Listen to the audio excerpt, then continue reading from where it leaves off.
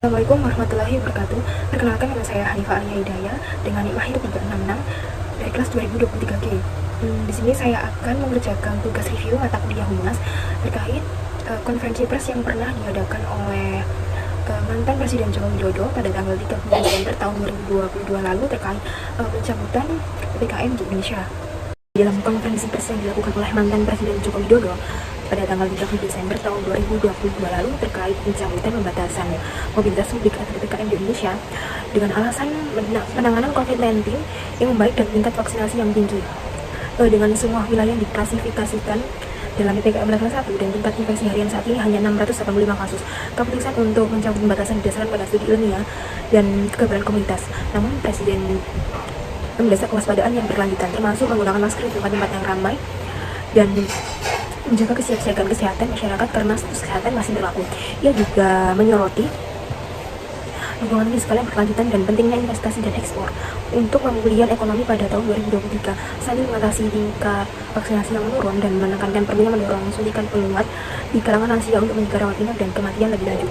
Presiden Joko Widodo juga mengumumkan keberhasilan penanganan pandemi COVID-19 di Indonesia dengan menekankan keseimbangan antara langkah-langkah kesehatan dan stabilitas ekonomi. Hingga pada 27 Desember 2022, statistik COVID-19 di Indonesia menunjukkan peningkatan yang signifikan, yang menyebabkan sebuah wilayah menunjukkan peningkatan yang signifikan dan menyebabkan semua wilayah diklasifikasikan dalam PPKM level 1 yang menyebabkan pencabutan pembatasan pertemuan dan pergerakan. Meskipun demikian, Presiden mengimbau masyarakat untuk tetap waspada, terus mengenakan masker di tempat yang ramai atau tertutup dan menjaga kesadaran vaksinasi.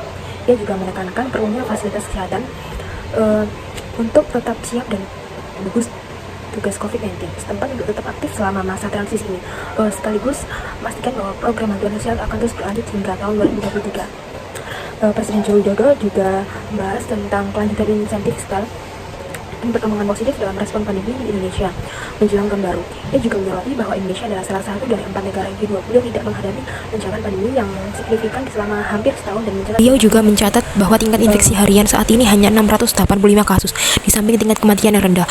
Kekebalan komunitas yang tinggi dengan cakupan vaksinasi lebih dari 98% mendukung keputusannya untuk mencabut pembatasan mobilitas publik atau PPKM. Meskipun ada kekhawatiran tentang potensi wabah baru, terutama mengingat pengalaman negara lain, pemerintah tidak akan menerapkan pengujian PCR di bandara untuk pelancong mendatang, menunjukkan kepercayaan pada status kesehatan negara. Presiden Joko Widodo membahas pertimbangan cermat di balik pencabutan PPKM di Indonesia per 30 Desember 2022. Ia menegaskan bahwa keputusan tersebut tidak diambil secara tergesa-gesa tetapi berdasarkan kajian ilmiah dan masukan ahli terkait kekebalan komunitas dan kondisi virus saat ini. Meskipun PPKM telah dicabut, status darurat kesehatan tetap berlaku karena pandemi masih berlangsung di seluruh dunia. Presiden Jokowi juga menegaskan bahwa meskipun pemulihan ekonomi penting, keputusan pencabutan PPKM secara khusus didasarkan pada pertimbangan kesehatan masyarakat. Ini membedakannya dengan pengumuman peraturan penciptaan lapangan kerja secara bersamaan. Ia mengakui ketidakpastian global yang memengaruhi ekonomi, yang memperkuat perlunya kejelasan hukum untuk mendukung kepercayaan investor. Presiden Joko Widodo juga menekankan pentingnya investasi dan ekspor bagi perekonomian Indonesia pada tahun 2023 dalam konferensi pers. Pembahasan beralih ke ketersediaan vaksin penguat COVID-19 dengan menyebutkan bahwa terdapat lebih dari 4 juta dosis dari sumbangan internasional dan tambahan 5 hingga 10 juta dosis yang dibeli dari produsen dalam negeri. Menteri Kesehatan menunjukkan adanya penurunan tingkat vaksinasi yang saat ini sekitar 100.000 hingga 150.000 dosis per hari dan menekankan perlunya dukungan media dalam mendorong para lansia untuk mendapatkan vaksinasi karena sebagian besar rawat inap dan kematian melibatkan individu yang tidak divaksinasi. Pemerintah bermaksud untuk menyalakan kembali antusiasme vaksinasi, terutama untuk dosis penguat. Menurut saya, langkah tersebut sebagai upaya untuk memulihkan ekonomi dan mengembalikan kehidupan normal. Namun penting juga untuk mempertimbangkan dampak kesehatan masyarakat dan kesiapan sistem kesehatan dalam menghadapi potensi lonjakan kasus COVID-19. Namun ada beberapa kekurangan dan kelebihan dalam konferensi pers ini.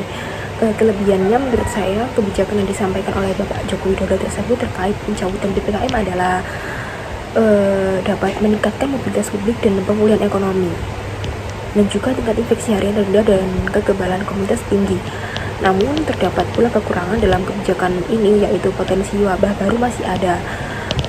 Jadi masih memerlukan kewaspadaan dan penurunan tingkat vaksinasi dapat meningkatkan resiko rawat inap dan kematian di kalangan manusia. Baik, sekian review konferensi pers dari saya terkait pencabutan pembatasan mobilitas publik atau PPKM di Indonesia yang pernah dilakukan oleh mantan Presiden Joko Widodo pada Desember 2022 lalu. Lebihnya saya mohon maaf. Wassalamualaikum warahmatullahi wabarakatuh.